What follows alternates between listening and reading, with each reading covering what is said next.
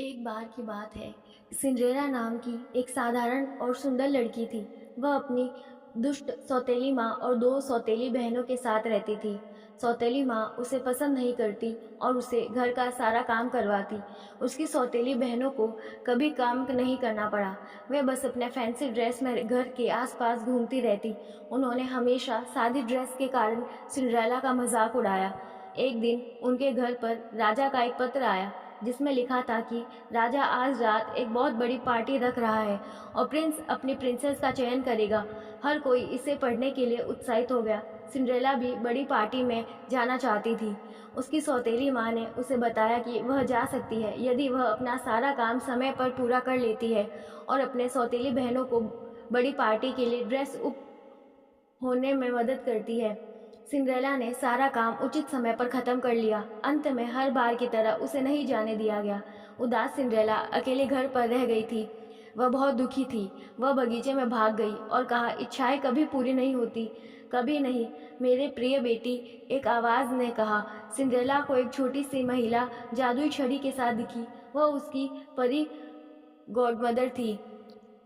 वह सिंड्रेला की बड़ी पार्टी पर जाने में मदद करना चाहती थी। अपने हाथ की एक लहर के साथ उन्होंने सिंड्रेला को एक राजकुमारी की तरह सजा दिया। उन्होंने उसे एक सुंदर सा गाउन और ग्लव्स स्लीपर्स से सजाया। साथ ही उन्होंने उसके लिए चमकदार काले घोड़ों को पार्टी तक पहुंचाने का आदेश भी दिया। जाने से पहले परी गॉडमदर ने कहा, यह जादू केवल आधी रात तक चलेगा। आपको तब तक घर वापस पहुंचना होगा।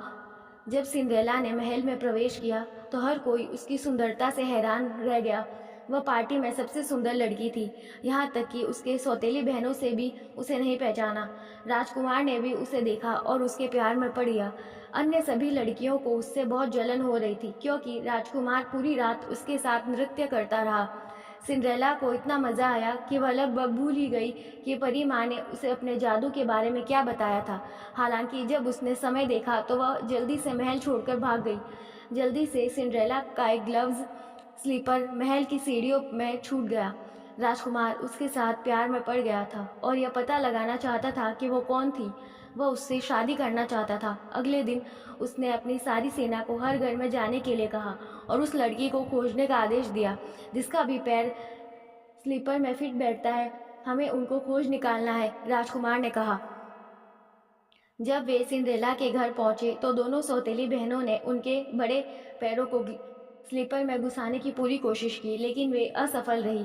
अंत में जब सिंड्रेला ने स्लीपर पहना तो उसका पैर पूरी तरह से स्लीपर में फिट हो गया था। राजकुमार ने उसे पार्टी की रात से पहचान लिया था कि सिंड्रेला ही वो स्पेशल लड़की है। उन्होंने सिंड्रेला से जल्द ही एक भव्य समारोह में शादी कर ली और वे हमेशा खुश रहने लगे।